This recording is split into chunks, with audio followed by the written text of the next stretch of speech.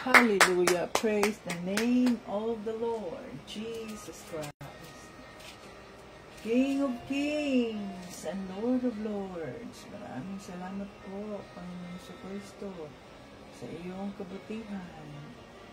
Thank you, Lord Jesus. At kami ay nakaraos na naman sa panibagong umaga. Oh, hallelujah, Jesus. Panibagong umaga na naman, Lord Jesus, na kami ay magpuri sa iyo, magsamba sa iyo, Panginoong Jesus. Napakabuti mo, Lord, sa iyong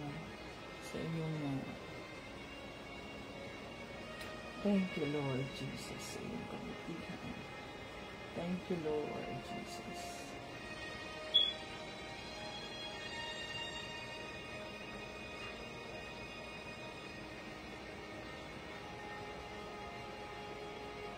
For a new day. It's Tuesday morning here in Houston, Texas. Thank you, Jesus.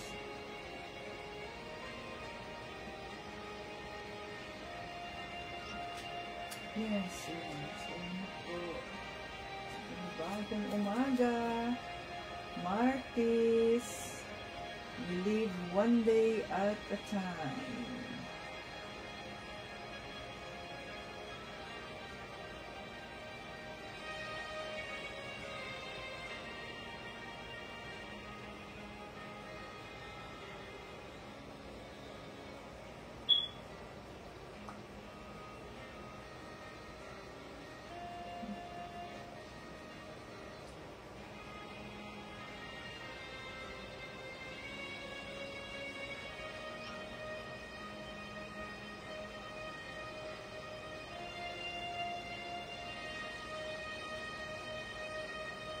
Praise the Lord, Jesus Christ.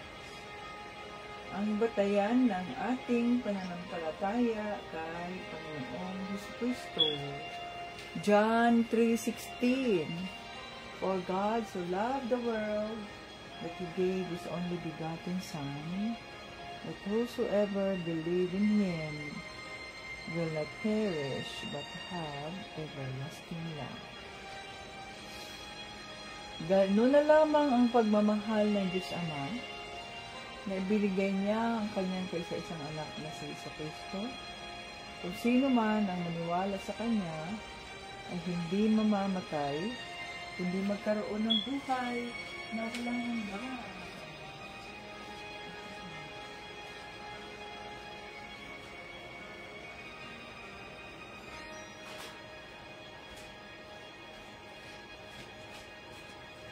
Thank you, Jesus, sa iyong kabutihan. Ayan, welcome dito sa ating live. Praise the Lord for a new day. It's Tuesday morning here in Houston, Texas. Ngayon ay September 9, 2025. To God be the glory. At tayo ay nakaraos sa araw ng Sabado, Linggo. Ngayon ay Sabado, Linggo, Lunes, Martes. Hallelujah. So, praise the Lord. Welcome dito, Team Jesus members, viewers, joiners, Facebook viewers, Facebook joiners, YouTube viewers. Welcome dito sa Team Jesus School of Faith Daily Bible Study. Ngayon ay Tuesday, September 9, 2025. Nasana ang iba nating mga kasamahan. Tawagin na natin sila para hindi sila malate sa ating pagpupuri. Hallelujah. Thank you, Jesus. So, ito si Tita Bets, ang lingkod ng ating Panginoong Jesucristo. Ayan. Blessed is the man who trusts in the Lord. Jeremiah 17:7. Ayan. Blessed is the man who trusts in the Lord. So, wag tayong maniwala o wag tayong do not trust me, do not trust Tito Bryant or anyone else, but trust in the Lord. So, sa Diyos tayo magtiwala, mga katindisas, hindi sa tao. Hallelujah. Puri tayo sa Panginoon.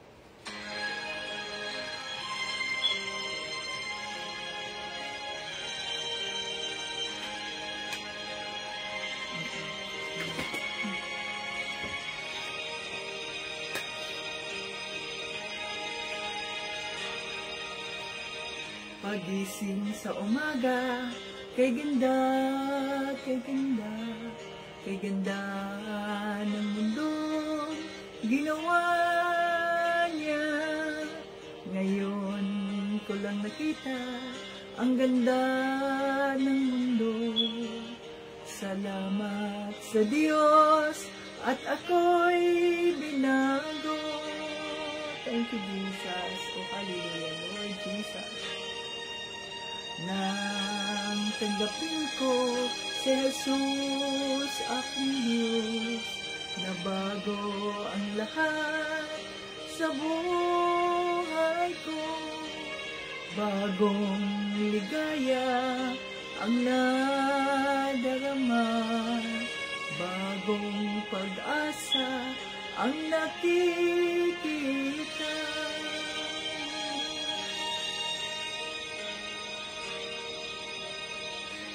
Lahat ay aking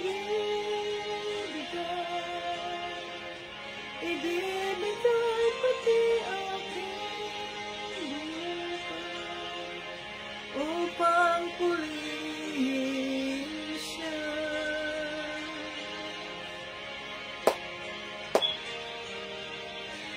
Lahat ay aking ibibigay pati aking buhay upang purihin siya.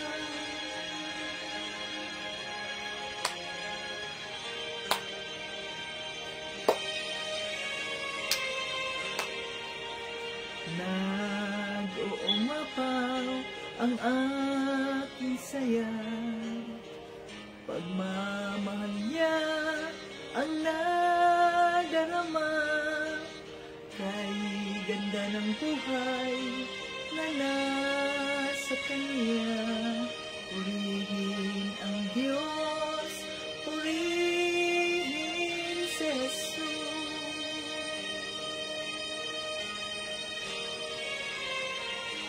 Lahat ay aking ibibigay pati aking buhay upang purihin siya.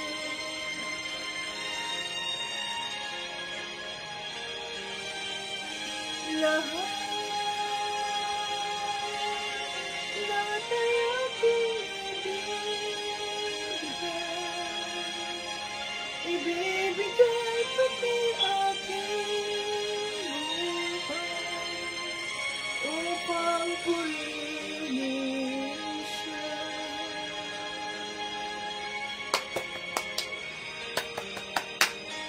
Hallelujah. Praise the Lord Jesus Christ. Sa kanyang kabutihan, o hallelujah, Panginoon sa Kristo. Napakabuti mo po. Ikaw ang Diyos na buhay. Ikaw ang Diyos na puno ng kaawaan. Maraming salamat. Dahil nandiyan ka upang kami ay gabayan, upang patuloy mo kaming turuan kung ano man po ang nararapat namin gawin, Panginoon Jesus. Maraming salamat po. Thank you so much, O Lord, na nandiyan ka, Banal na Espiritu. Salamat. Hallelujah. Lahat ng aming mga pagsubok, lahat ng aming mga gagawin, ikaw ang aming kinikilala sapagkat wala kaming magagawa kung wala ka. Panginoong Jesus. Yes, Lord. Nagpapakumbaba kami sa trono ng iyong kaawaan. Kinikilala namin na wala kaming magagawa kung wala ka, Panginoong Jesus. Ikaw lamang po, at walang iba, O Lord Jesus. Hallelujah. God is great all the time and all the time. God is great. Patawarin mo kami sa anumang aming mga nagawang kasalanan, Panginoon Diyos. Gabayan mo kami, Lord. Gabayan mo ang bawat isa, Panginoon. We need you, Father. We need you, Holy Spirit.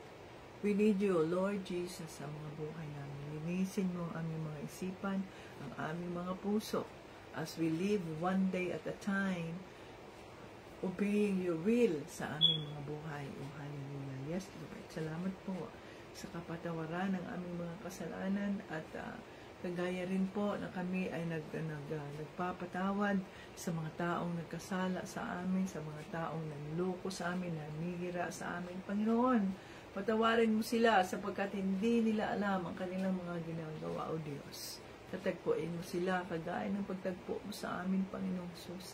Nang sa ganon ay makilala kanila ng lubusan at maranasan nila ang kapayapaan na hindi kayang ibigay ng tao, kundi dahil lamang sa inyo. Sa inyo lamang nanggagaling, Panginoon sa Kristo. We welcome your Holy Spirit in our midst. Dinideklara namin ang live na ito ay holy, sanctified by the blood of Jesus, at bigyan mo kami ng maayos na internet connection, Panginoong Kristo, nang sa ganon ay matiwasay naming matapos ang iyong Bible study at maintindihan namin ang mensaheng nais mong iparating sa bawat isa. Oh, hallelujah. Thank you, Jesus, sa iyong kabutihan, Lord. Hallelujah. God is great all the time, and all the time, God is great. Holy Spirit, we welcome you. Dinideklara namin na the King is in the room. Nandito sa aming kalagitnaan ang hari ng lahat ng hari, ang Diyos sa lahat ng Diyos, the Lord of Lords, the King of Kings. Oh, hallelujah. At sa lahat ng mga pamamahay, sa mga nandito ngayon, oh Lord, ay dinideklara din namin ang kanilang ang iyong presensya sa bawat bahay, sa bawat taong nandito na nagre-represent na kanilang mga pamilya, Panginoong Kristo. Dinideklara namin ang iyong presensya, Panginoong Jesus, sapagkat naniniwala kami na kung ang iyong presensya ay nasa aming bahay, kung ang iyong presensya, Panginoong Kristo, ay nasa aming kalagitnaan, everything will go well with us. Oh, hallelujah. Thank you, Jesus. Let's welcome the Holy Spirit. Come, Holy Spirit, I need you now. I need your anointing, come in your power. I love you, Holy Spirit. You captivated my soul, and every day I learn to love you more. Come, Holy Spirit, I need you now. I need your anointing, come in your power. I love you, Holy Spirit. You captivated my soul, and every day I learn to love you more. Come, Holy Spirit, I need you now. I need your anointing, come in your power. I love you, Holy Spirit. You captivated my soul, and every day I learn to love you more. I'm reaching for your heart. You hold my life in your hands, drawing me closer to you. I feel your power renewed. Nothing compares to this place, where I could see you face to face. I worship you in spirit and in truth. I'm reaching for your heart. You hold my life in your hands, drawing me closer to you. I feel your power renewed. Nothing compares to this place, where I could see you face to face. I worship you in spirit and in truth. We worship you in spirit and in truth. Hallelujah, Father God. Sinasamba ka namin sa espiritu at sa katotohanan. Hayaan mo po ang ang banal na espiritu ang mangusap sa amin. At take over, Holy Spirit, na marinig namin ang iyong boses. At ito ay magtuturo sa amin sa katotohanan, mag-rebuke sa amin sa katotohanan. At nang sa ganoon kami po, Panginoong Kristo, ay maituwid at masunod ang inyong kalooban para sa kapurihan ng Diyos Ama. Itago mo ang iyong lingkod sa iyong cross upang hindi ako makikita, kundi ang makikita ay iyong pagmamahal, ang iyong kabutihan, ang iyong kaawaan na walang hanggan. Oh, hallelujah. Salamat po, Lord. Lahat ng ito ay aming hinihiling, pinasasalamatan sa pangalan ni Jesucristo at ng banal na Espiritu, at lahat ng papuri at parangal ay binabalik namin sa Diyos Ama. Amen! God is great all the time, and all the time, God is great. Ayan. So, dito na tayo sa ating, kumusta kayo dyan? Kumusta ang inyong mga buhay, ang inyong mga araw-araw? Kumusta kayo dyan? So, sino-sino ang mga nandito ngayon na bagong invites ninyo ay i-welcome na natin sila para sa ganoon ay welcome natin sila. Everybody is welcome here sa ating Bible study. Okay, so noong kahapon ay tinuruan tayo ng banal na espiritu. Natandaan natin, tayo ay pinili, no? Pinili na tayo ng Diyos na maging mga anak niya. Sa makatuwid, pagsikapan nating maidagdag sa ating pananampalataya, mga ka-Team Jesus, ang kabutihang asal. Sa kabutihang asal, ang kaalaman. Sa kaalaman, ang pagpigil sa sarili. Sa pagpipigil sa sarili, ang pagtitiis. Sa pagtitiis, ang kabanalan. Sa kabanalan, ang pag-ibig sa mga kapatid kay Kristo. At sa pag-ibig sa mga kapatid kay Kristo, ang pag-ibig sa lahat. Ayan. So, yan ang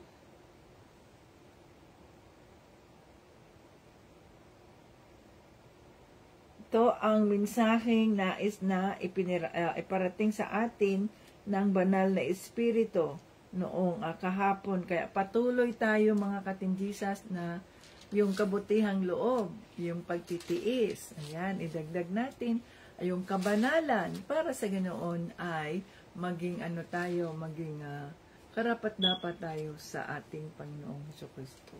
So dito tayo sa sunod sa 2 Peter chapter 1 verses 16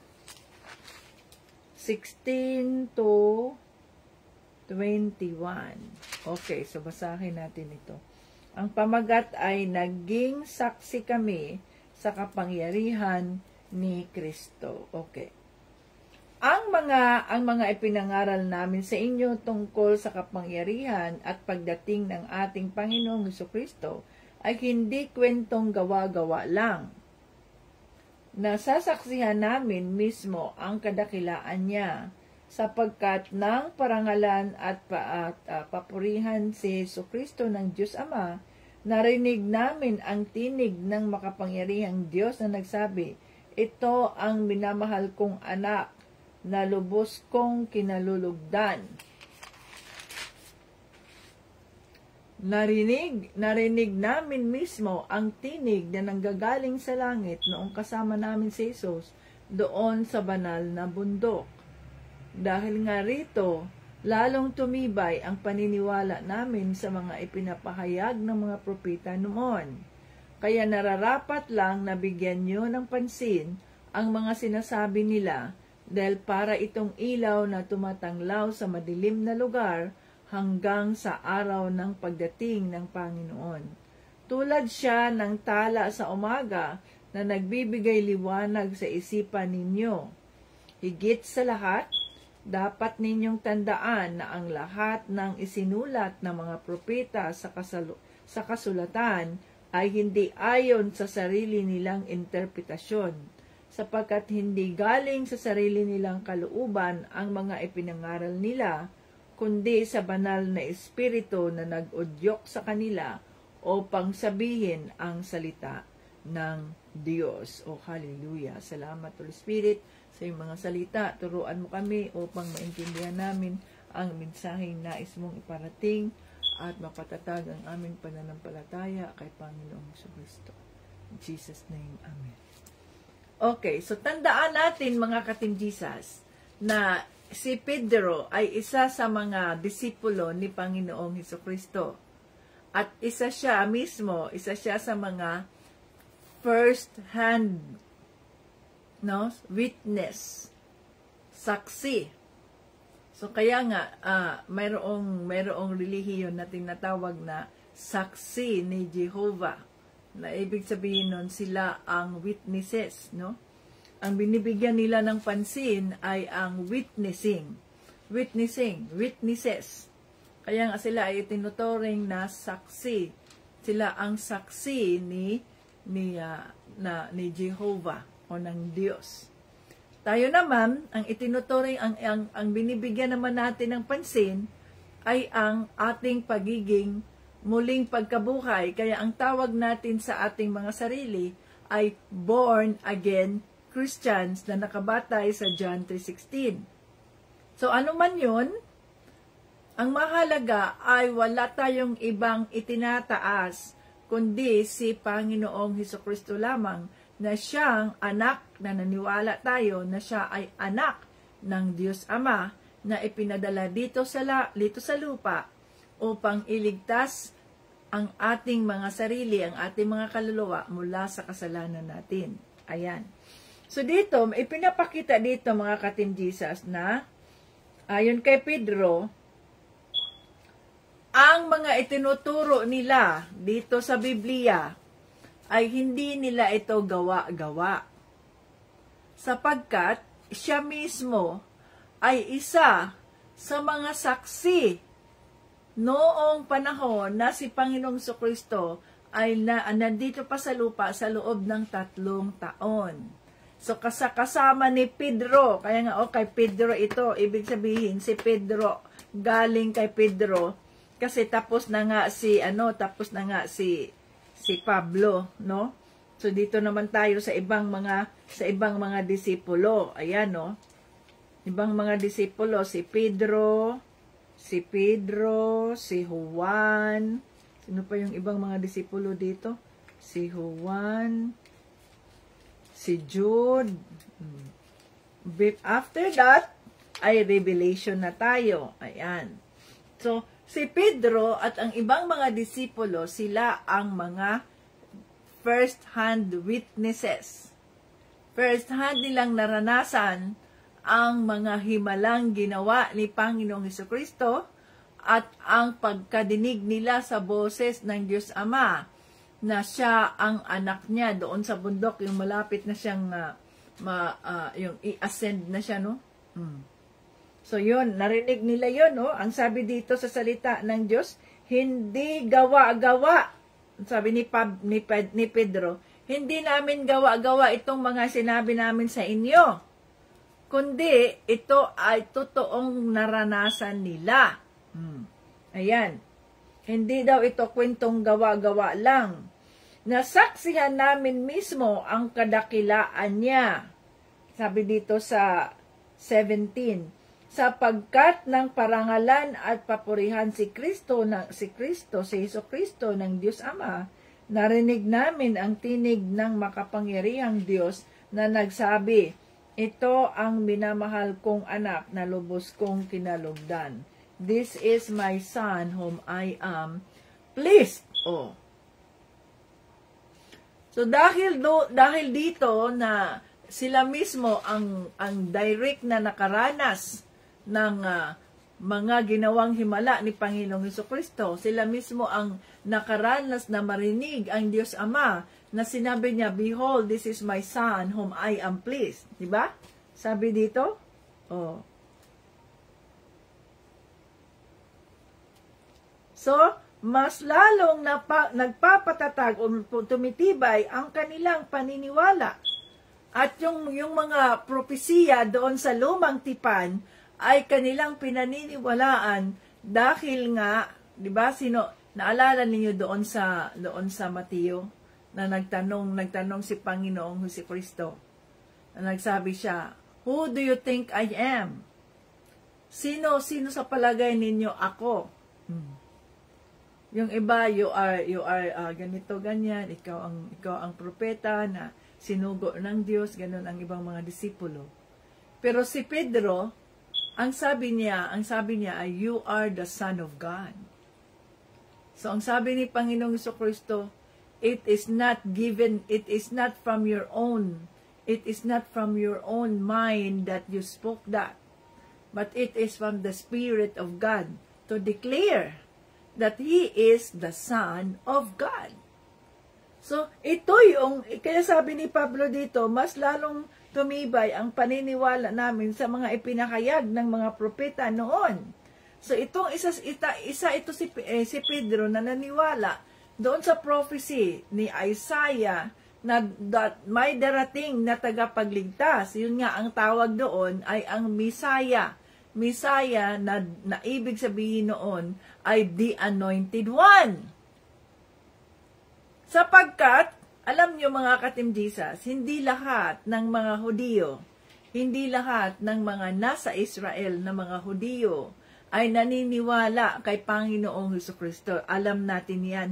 Hanggang ngayon sa kasalukuyan, yung mga Hudiyo, dahil dalawa na ang uri ng Hudiyo ngayon, mayroong Jew lang talaga, na naniniwala, ang kanilang paniniwala ay doon lamang sa Torah. Mayroong Christian Jew na kung saan sila ay naniniwala sa bagong tipan. Yung mga Jew na hindi naniniwala sa bagong tipan, hanggang ngayon, ang kanilang pinaniniwalaan at ang kanilang hinihintay na Messiah ay hindi pa dumating. Wala silang bagong tipan. They do not believe on the New Testament. Kasi ang New Testament, ito ay tungkol sa gawain ng banal na espiritu sa pamamagitan ni Panginoong Jesucristo. So, hanggang ngayon, itong ibang mga Hudiyo, ay ba mga Fariseo, mga Pharisees, mga Sadducees, no? Namatay na lang yung iba, ay hindi nila nasilayan ang kaligtasan ng sinasabi sa bagong tipan dahil naniniwala pa rin sila na mayroon pang darating na Misaya. Yung ikalawang uri ng Hudyo ay ang Christian Jews, na ibig sabihin nun, naniniwala na sila sa bagong tipan at tinanggap nila si Panginoong Jesucristo, kaya ang tawag sa kanila ay Christian Jew.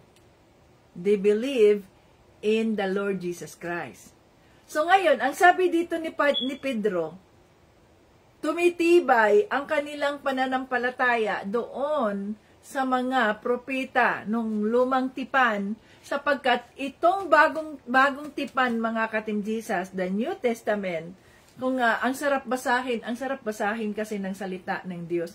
Kaya magtuloy tayo sa ating pagbasa doon sa Genesis, sa ating Bible study, magtuloy tayo, at kahit na hindi tayo nagba-Bible study, ay ituloy pa rin natin ang ating pagbabasa sa Genesis hanggang sa matapos natin yung ating yung tinatawag nating pag-aaral sa Genesis, no?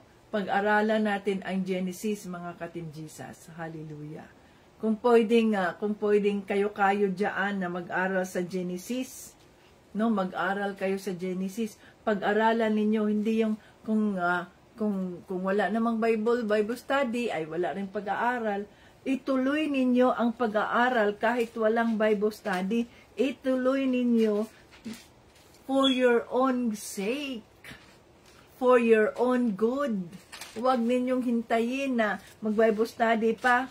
Paano ngayon? Anong nangyayari sa ating Bible study? Naging complacent ang mga Team Jesus members.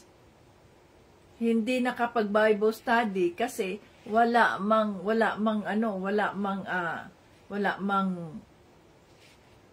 invites. Paano ngayon yan? Anong mangyayari sa atin dyan? We have to pray. We have to ask the Holy Spirit kung anong gagawin natin dyan. Ano ang kanyang paraan. No? Kasi hindi pwedeng manatili tayo. Ay, wala man kaming invites, kaya walang Bible study. Obligasyon natin yan bilang mga anak ng Diyos na ibahagi ang kaligtasan sa ibang tao na hindi pa nakakaalam. Mayroon tayong katungkulan, mga ka-Team Jesus.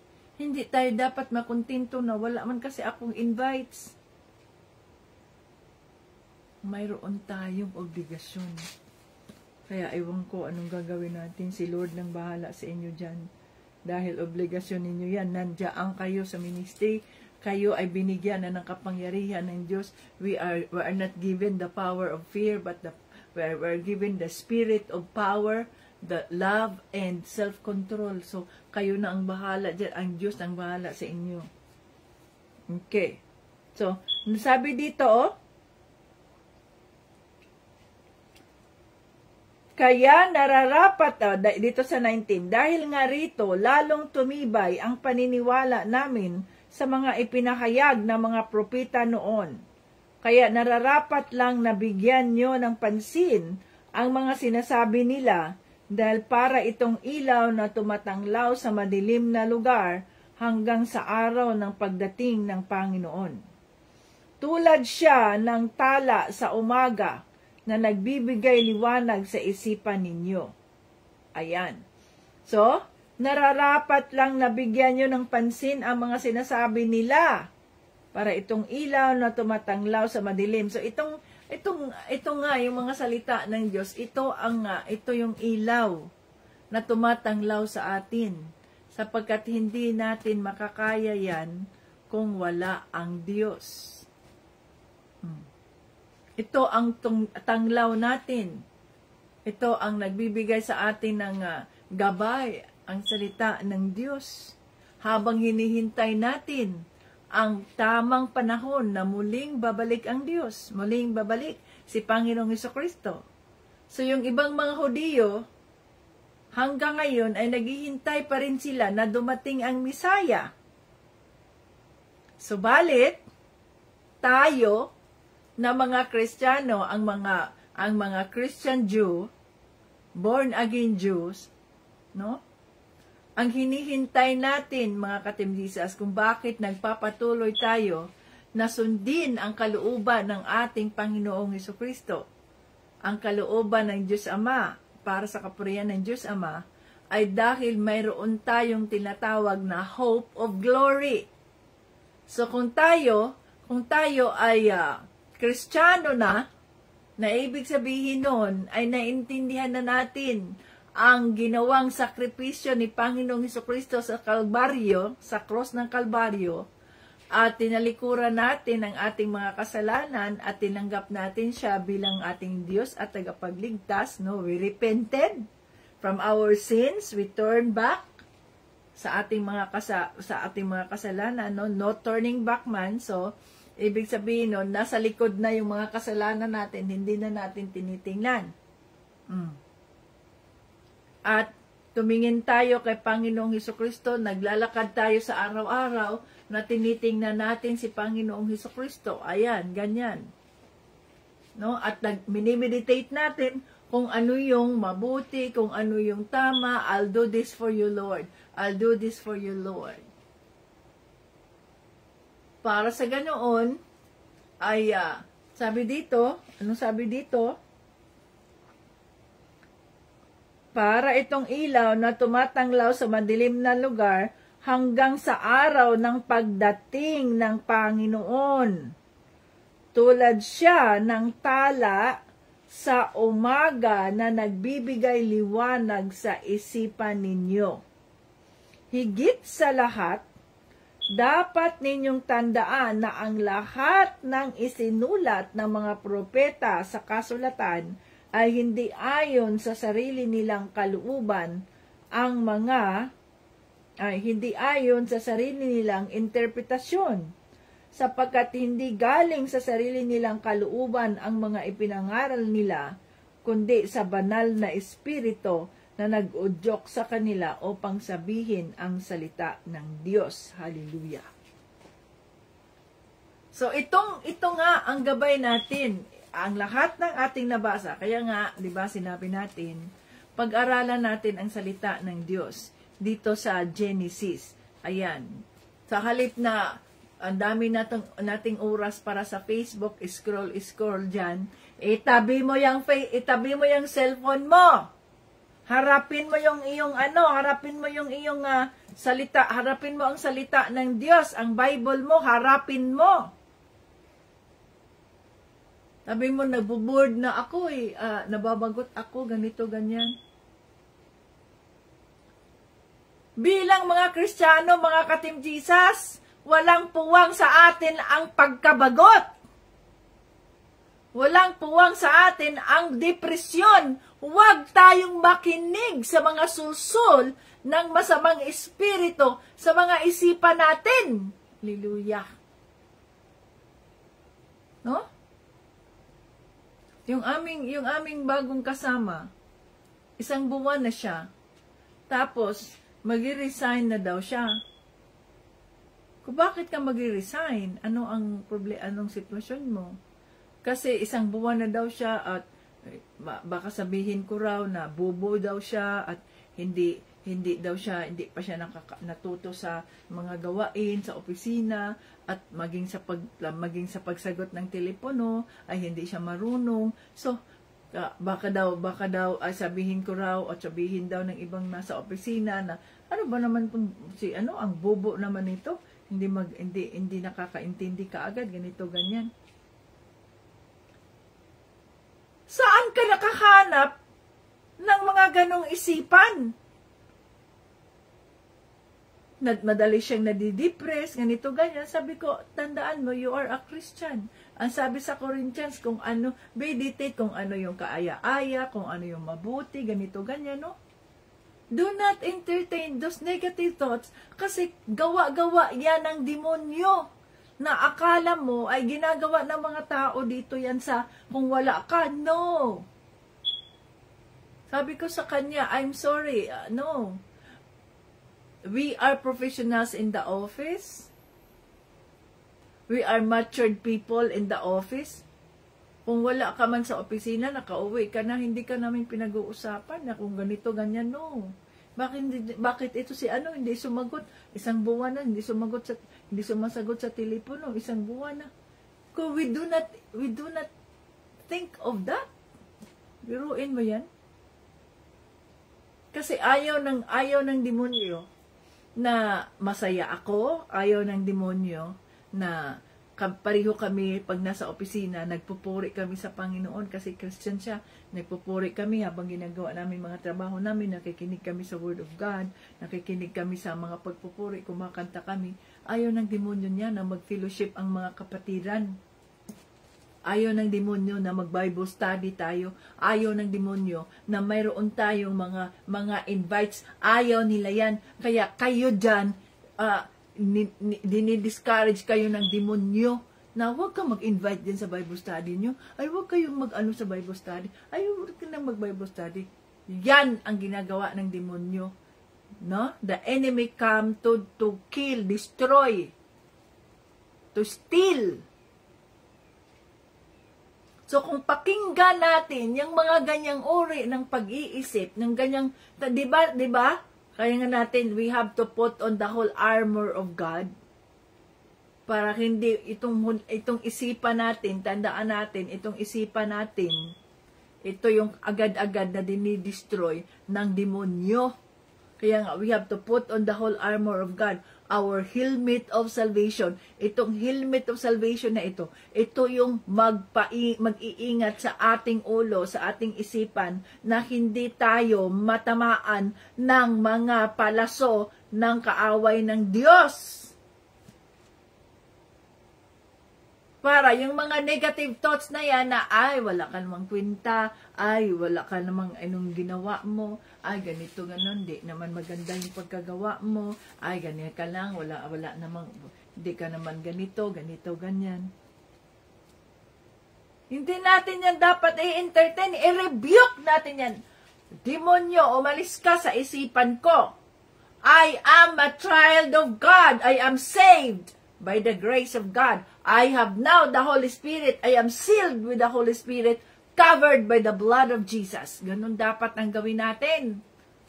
Kung nagme-meditate tayo sa Word of God araw-araw, hindi natin yan mai-entertain ang mga ganong uri ng mga isipan sapagkat hindi yan sa Diyos. Huwag kang makinig dyan sa mga sulsul ng iba, sa mga sulsul ng demonyo na, ay, tingnan, baka sinabi niya na, ano ba to si ganito, ganyan. Hindi yan totoo. At kung totoo man yan, tandaan natin, wala tayong pakialam kung sa harap ng Diyos, tayo ay tapat at tama ang ating mga ginagawa. Higit sa lahat, dapat ninyong tandaan, ito ay nasa 20.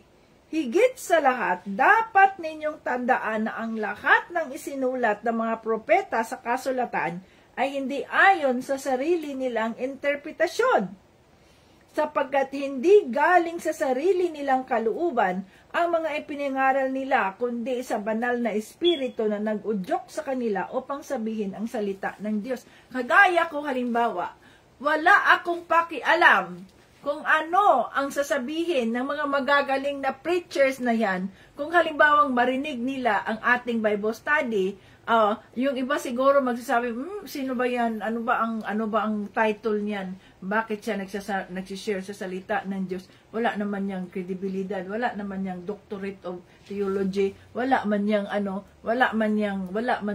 hindi man niyang pastor, hindi man niyang ganyan. Ang banal na espiritu ang nag-udyok sa kanila upang sabihin ang salita ng Diyos. Kaya ako, sino man yung mga magagaling na mga pastor sa tingin nila, sila yung mga magagaling, sila yung mga ganyan, at magsasabi na, ay ano ba, wala man yang ke. Yan ay udyok ng demonyo yan eh. Para ma-discourage tayo na, ay wala pala akong ke, ay hindi naman pala ako. Bakit? Ako halimbawa, dito na humarap sa inyo, sinasabi ko ba? Sa palagay niyo, sinasabi ko na ako ang nagsasalita ngayon? No. Sinasabi ko ba, ang galing ko talaga? Ang galing ko magsalita, no? Ang galing ko ng ano? No. Masasabi ko ba na itong aking mga sinasabi ngayon na wala akong script na binabasa, na wala akong nakikitang kung ano, kundi ang salita lamang ng Diyos at ang gabay ng banal na espiritu? Masasabi ko ba sa inyo kung ano man ang mensaheng sinasabi ng bibig ko? Ng dire-diretso? No! It is the Holy Spirit ang nag-udyok kung ano ang lalabas sa mga bibig, sa bibig ng tao. Kung kinikilala natin ang banal na espiritu, kagaya ko halimbawa, hindi ko pinag-aaralin nito ahead of time, at hindi ko rin ini-entertain yung mga negatibong udyok ng demonyo na, uy, Wala ka namang na magsalita-salita ng Diyos. O wala ka namang ganyan. O wala ka namang ganun. Yung mga magagaling na mga preacher dyan, mga Pilipino, mga kaibigan ko dyan, titingin-tingin sila. Hindi man lang sila naglalike, ganito. Hindi naglala. Bakit? Kasi makikita nila, may ba yan siya na mag-share sa Word of God? Sa paningin ng mundo, maaring wala tayong kakayahan. Subalit, sa paningin ng Diyos, no? He equipped the called. Siya ang nag-equip sa atin kung tayo ay tinawag sa katawagan na yan. Siya at hindi ang tao. So kayo, halimbawa, magsasalita kayo, magbahagi kayo sa salita ng Diyos, sa libreng kaligtasan, mag-invite kayo, sabihin ng demonyo, huwag kang mag-invite dyan, kasi wala ka namang key. Ano ba yan? Hindi yan sila maniniwala sa inyo, sa iyo, kasi ganito, ganyan. Bakit? Sabihin mo sa demonyo, bakit demonyo? Ako ba ang magsasalita? Ako ba ang kanilang paniniwalaan?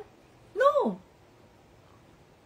Hindi ako ang magsasalita. Hindi ako ang kanilang paniniwalaan. Blessed is the man who trusts in the Lord. See? Yun dapat ang sabihin natin sa demonyo. Oy, demonyo, umalis ka sa isipan ko. Hindi ako ang magsasalita, kundi ang udyok ng banal na espiritu, kung anuman ang gusto niyang iparinig sa mga taong nais niyang makarinig sa katotohanan at hindi ako. Hallelujah. So, ang confidence natin, mga ka-Team Jesus, kaya hindi tayo nakapag-invite ng mga invites natin, mga Bible sa Bible study, kasi wala tayong confidence eh. Ang iniisip natin ay, hindi ko naman yan kayang mag-ano, ay, ayoko nga, nahihiya naman kasi ako, ay, ganito, ganyan. Yan ay udyok yan ng demonyo, hindi yan udyok ng banal na espiritu. Kaya ano nangyari ngayon sa ating Bible study, weekly Bible study? Wala, on hold. Kung sino lang ang gustong mag-Bible study na mayroong invites. That is our obligation as a child of God, as body of Christ, na hindi tayo maging kontento na tayo ay tayo-tayo lang, na magkasama tayo, nag-fellowship tayo. Hindi tayo maging kontento yan. Kailangan magkaroon tayo ng burden, kabigatan sa loob natin na ipagdasal itong mga taong ito, itong ating mga kapitbahay. Tingnan ninyo kung ang mga Kristiyano sa Pilipinas, di ba? Tayo, halimbawa, kahit iilan lang tayo, ang sabi naman sa salita ng Diyos, 2 or 3 gathered in His name, He is in our midst. At tayo, ipinagdasal natin ang ating bansang Pilipinas.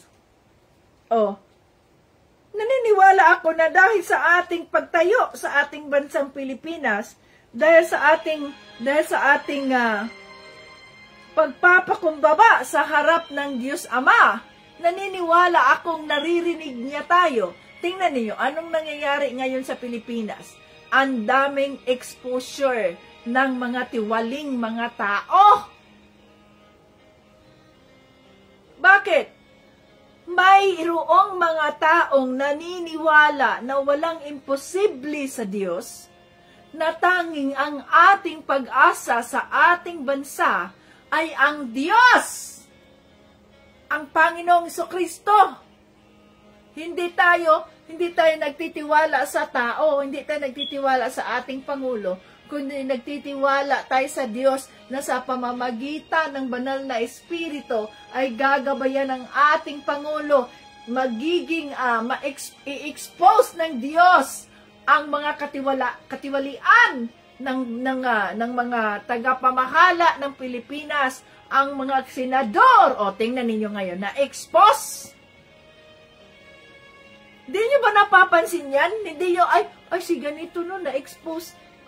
Si ano pala, nagtatawanan pa kayo dyan dahil si Chis Escudero daw ang na-expose, napalitan siya ng hindi na siya ang Senate President, si Soto na.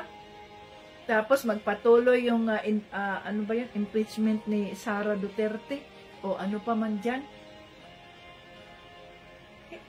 Talaga, hindi nyo ba napansin yan? Yan ang sagot ng Diyos sa ating panalangin dahil seryoso tayong nanalangin para sa ating bansa. Sinasama natin sa ating panalangin ang ating bansa. Seryoso tayo niyan.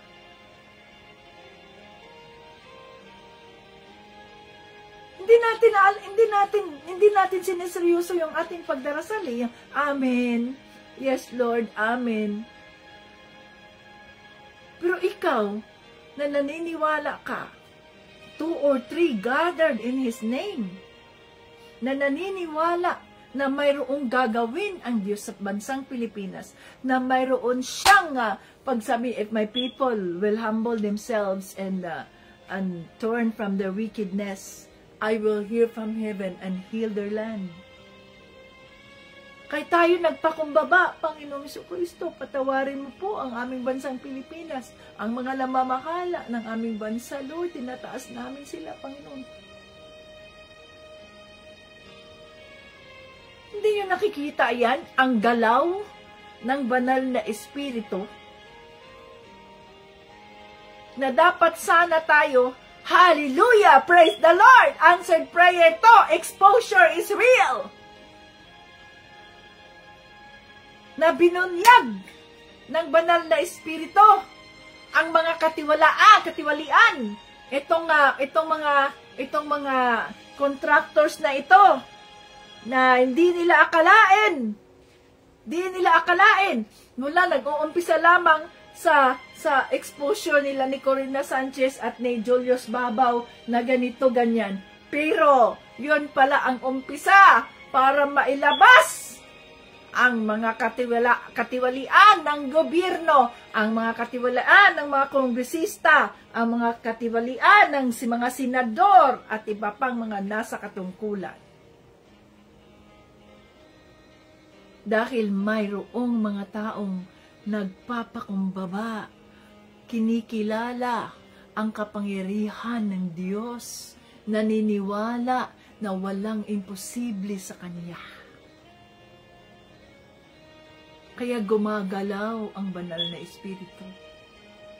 Hindi nyo nakikita yan, hindi nyo napapansin yan.